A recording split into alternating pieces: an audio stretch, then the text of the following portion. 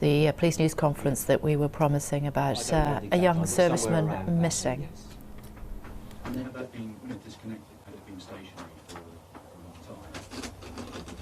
long time? I'm afraid I don't have that information, but I'm told that the phone moved from the time at which he had it, or he was seen on CCTV in Bury St Edmunds, from about 3:20, and then the phone moved over to the area of Barton Mills and Milden Hall, and was last, as you say, active about 8 a.m. Being moved by within a vehicle because of the speed that it moved. And again, I don't have access to that information. I'm not sure it would tell me exactly the speed at which the phone was moving. Yeah, but as opposed to the time scale, if someone was walking with the phone, then obviously you're taking action.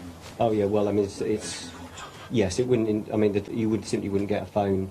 I think from Bury to Barton Mills, I wouldn't have thought in that time frame by walking. Can you just explain with the refuse? I know it's an appeal, but I'm sure the family would. With the refuse lorry, because that seems critical, doesn't it? That the refuse lorry moved at the same time, so it could be quite innocent. In other words, the phone. I don't know what your feel would be, how it say would end up in a rubbish bin and then get maybe transported over, which would explain that movement. Because it's critical, because you almost don't want to take people off the absolute focus if suddenly we're going to move it 9 miles down the road. Yeah, I think the refuse lorry would be calling it critical would be incorrect. It's a line of inquiry, and there are lots of lines of inquiry. But certainly there is a line of inquiry which is that we know that the refuse lorry did travel between the two locations, and the times would correlate loosely with the times at which the mobile telephone, as your colleague was mentioning, was picked up in Bury and then moving over there. And that has been seized. Has that phone been found yet? Have you gone through the contents? No, the phone is outstanding. Does the refuse lorry, was its destination in Barton Mills, or was it going on? Was that just on the route that it went? No, I believe that was its destination. Yes. Is that the Sorry, you said the phone was still outstanding, but have you searched the lorry? There is a search underway. Right, so in other words, we still haven't. Do we know what The phone hasn't been recovered. Do we know what sort of phone it is? It's a Nokia Lumia, but unfortunately I don't have the exact details of the make and model, but I'm sure we'll be able to supply that to you immediately afterwards. During the weekend there was coverage in the media of the line of inquiry of abduction. Could you explain a little bit more about that, please? Okay, well, I have to be clear at this time. It's a missing person inquiry. It's not an abduction inquiry. There's nothing to suggest at this stage that there's any third party involved. But quite rightly, you would expect me to say that we rule nothing in and we rule nothing out. But at the moment, there certainly is nothing to suggest there's an abduction involved in this particular inquiry. And hence, that's why we've focused attention so far on searching on given areas, particularly between Bury St Edmunds and Honington. Nicola, can I just bring it back to Corrie? What will you kind of do now? Because I don't know, it's very hard for you and the family, isn't it, to want to leave this area until things are resolved. So will you stay down here? Is that the hope now? No, we'll stay here for as long as we need to be here for the police, and to help giving them as much detail as we possibly can. And then we'll probably just go back home. And the police have been fantastic. The RAF have been fantastic in the level of contact that they've given us and kept us up to date. And we can't achieve anything by being down here, so we will just go home when we don't need to be here. And I suppose you hit the nail on the head when you said earlier on it could be anyone's son.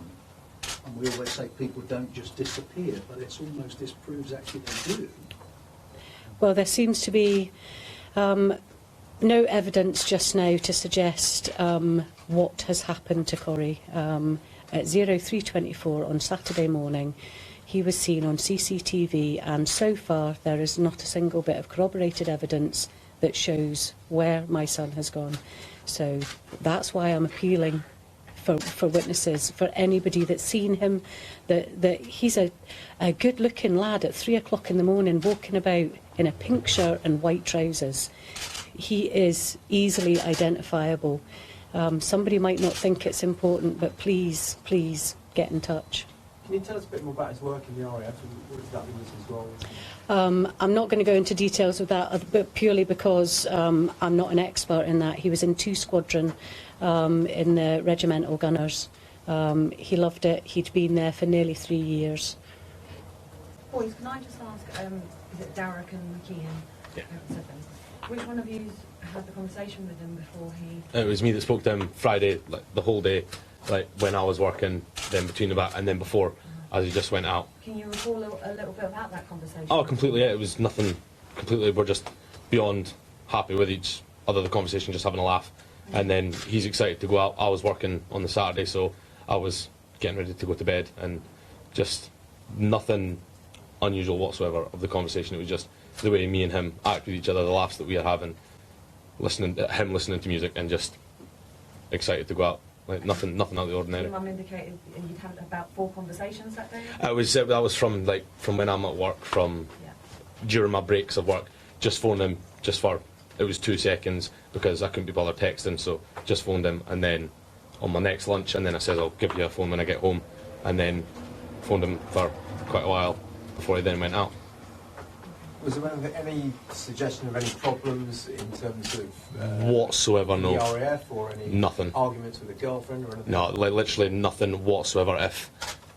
If you could have picked a happier conversation between me and him, that was it, because it was beyond good. It was just how we are with each other. That's it. Have you yet been able to establish, because you said he went to a social event, do we know why did he end up on his own? Because if you go out with mates, normally 2 or 3 people walk back together, particularly in that instance. That's not what Corrie, that's the RAF for a family, and they really do look after their own, and that's something that I really do want to stress. The boys that were with him are not responsible for Corrie. Corrie does the same thing every time he goes out. Once he goes out, he is an absolute creature of habit. He will leave absolutely on his own. That is not unusual. He will go and get food, and if he has to lay down and have a sleep before he goes home, he will. Nothing in his behaviour was even remotely unusual, and the boys that he were with would not have been able to stop him from doing that, because that's what he does. Would he normally have walked, I mean, was he in the habit of walking that route home? He wasn't in the habit of it, but yes, he had done it.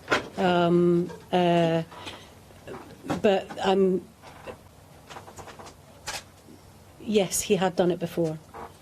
Do you know anything about why they went out? Was it to commemorate anything? Or Just No. Saturday night. Well, Friday night, sorry. Yeah. Just a Friday night. It was just a night out with the why guys. not? Yeah. all of the guys from the RAF? No, it was just him and a few of his mates that were all out, but no occasion or anything. It was just they wanted to go out because that's what they do. But the guys were not in the RAF then that he was with? No, they were. No, they are, yeah. They are. Yeah, So they're a group of RAF. yes, his mates that he's went out with. Was it a regular thing for them to have walked from that kind of venue, or would they have got a cab home usually? Was there a designated driver? I know that sounds... What happens at the end of the night? It's if they've all stuck with each other, they've all got in a taxi together. If they've arranged to get a lift and get back, it's just take it as it comes. For speaking as of Corrie, he's not about to plan things. He'll just go with it as it is, and as of what's happened, this clearly shows he will just go with what's happening right now. He's happy eating his food. He's happy having to lie down. But that's interesting. So you said what, he would lie down on a bench or at a friend's place, or That's just if he felt he needed to take a rest before he went back, he would. if you had to sit down, you just sit down. It's if you've had a few, you just if you're so sitting. he wouldn't necessarily lay down and go to sleep on a bench or something. He would just. Yes, he would. Yeah. He would. Oh, I see. Yeah, that's what I'm sure. Kind of almost. You see where I'm going? Whether that makes. That's what I'm trying to say to you. What you've seen on CCTV, what you've seen in the reports, that is genuinely not unusual behaviour for Corrie. He would do that. That's not something that would cause me concern, as bizarre as that sounds, because that's his behaviour. What is absolutely out of character is that he wouldn't contact one of us, or his girlfriends, or his boys from the base. He would get in touch with somebody, because he would not get in touch with somebody. Yeah. It's perhaps useful to mention that the Suffolk Police website has access to the CCTV coverage, which is excellent. He's distinctive in what he's wearing, what he looks like. And there's a significant chance that there'll be additional witnesses that would have seen him that morning. They may have seen him meet with someone that we're unaware of, or got into a vehicle that we're not aware of again. So I'd encourage people to go onto the website, have a look at the CCTV footage, and obviously if that jogs something in their memory, then to make sure they contact ourselves, because we know that sometimes people may not give it an awful lot of thought or consideration, or may not mean anything until they see the footage, and then it's just that one thing that helps, as I say, jog something in their memory. Do you think would he be the kind of lad who would hitchhike, maybe? Yeah. No, honestly, it's nothing Corrie done that night, anything that is surprising. The only thing that is surprising is he's not turned up. Like, that is the only thing out of character, anything. There's nothing that you could, like, say that wouldn't happen. It's... He would, if he wanted to get home, he'd find a way home. Superintendent Warner, can I ask, are there any more CCTV cameras between where he was last seen on Gold Street throughout Bury Town Centre on the route he would have gone? Yes, I mean, CCTV is a big line of inquiry for the team at the moment. So anything that's council-owned, we already have that footage. And then there's a team of officers that are doing exactly as you're suggesting there, which is trying to look at private CCTV or business CCTV that sits within the town centre, which may have some additional footage. But that's a lengthy line of inquiry, and will take some time to get through all of that to be able to see if there's anything there of note. I understand. So my point was, though, the town CCTV, is there any more that we've been on his route home from Briggold? No, so we've gone through everything that's official local authority CCTV footage, and we've got to the end of the line in terms of that. Now we need to push further afield and look at other CCTV that sits within the town. So reports we've seen in Mildenhall, can you tell us a bit more about that? Reports that it's been seen in Mildenhall. No, I'm unaware that there's any sightings of it in Mildenhall. Barton Mills near Mildenhall. So it's only 2 locations. Yeah, because the Barton Mills Mildenhall angle is because of the phone pinging. It's not a specific sighting. Correct, yeah. Nicola, can I ask, how long was he in the RAF? How long has he been in the He would have been in 3 years this year, just October. With 1 year down here. No, he's been here the entire time. 3 He's years. always been in RAF Honington. Has he deployed abroad at all? He has been abroad with the RAF. He's sailed a ship to Rio. He's not actually deployed officially, but he has been abroad with the RAF. Is it for the Olympics? No. No. Just No, it was just I can't actually remember the. Just training exercises, I think. Yeah. Ladies and gentlemen, I'll just take one more question if there is one more from the floor, and then I'll... Just the, Kim, you said the lorry stopped in Barton. There was a lorry stop where it stopped. I would imagine that's been its location, but I can't definitively state that's absolutely whether. Slightly different to Barton Mills. Yeah, well, again, the way that the phone inquiry will indicate, it won't be able to pinpoint, you know. So it's all these mobile phone readings. Yes. Accurate to within a certain. Yeah, they'll draw a radius around the phone. How big a radius would that Well, I'd say we've been normally working something in the region of about 5 miles. be? Oh, really? So it's not- Yeah, so pinpointing it would be difficult. Okay, ladies and gentlemen, I think we'll thank Corrie for ending. Can I just take the opportunity, just to, in terms of contact, please, just a reminder really what the purpose of of this was, and that is that we've got a missing person inquiry for Corrie. The family, I think, have done fantastically well. I know, having spoken to them beforehand, just how concerned they are. And I think that, as I say, they've done amazingly well to be as calm and collected as they have. But the point is that it's a witness appeal. So we're asking for anyone that has any information, please to contact ourselves. The number is 01473 782 019. That's for the incident room. Please check the Suffolk Constabulary website. Have a look at the CCTV footage. And if there's anything in particular that jogs your memory, please don't sit and wait. Make sure you make that call to ourselves. Thank you. Thank you. Okay. Thank you very much.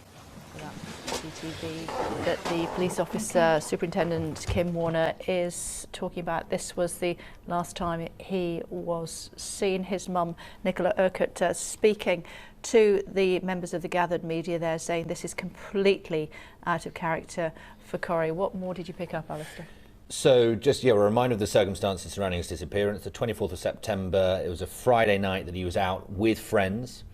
He was last seen at around 3:20 in the morning. That CCTV showing him by himself. He had been, in the words of the police in the press conference, he'd been for a few beers, had a few beers, some fast food. I think you can probably see him eating the fast food there. In fairness, he's not walking in a straight line, so it's probably he'd had a good night out with his mates. But then he just, and again in the words of the press conference, simply disappeared. Now, they tracked his mobile phone between Bury St Edmunds and a nearby location, well, I say nearby, 9 miles away. And they believed it travelled too quickly for him to have been on foot. And so they've been searching, so you can see on the strap at the bottom of the screen there, a bin lorry, because they matched up the route of a bin lorry at that time with the travel of his phone. But having seized the bin lorry, having searched the bin lorry, they haven't yet found his phone. Now, whether or not that's because the contents of the bin lorry had since been disposed or because his phone was never there in the first place, we don't know, and it is just one line of inquiry. There is more CCTV than this, but we don't have it, but the police have it, importantly, and they're looking at private CCTV as well. And the other line that's sort of been cleared up a little bit is the idea that it could have been an abduction. Now, because he's a serving member of the British military, an RAF man who serves in the RAF regiment, and because he's close to an incident that happened at a base called RAF Marham, which isn't too far away geographically, a few months ago, when an RAF personnel was almost abducted there. There had been suggestions that he could have been abducted, but the police say no, this is a missing persons inquiry. They don't rule anything out or anything in, but they don't believe at this stage that it was abduction. So he has simply vanished. We are an incredibly close family, his mother said. Check your gardens, please, but leave the proper searching to the police. They're the experts.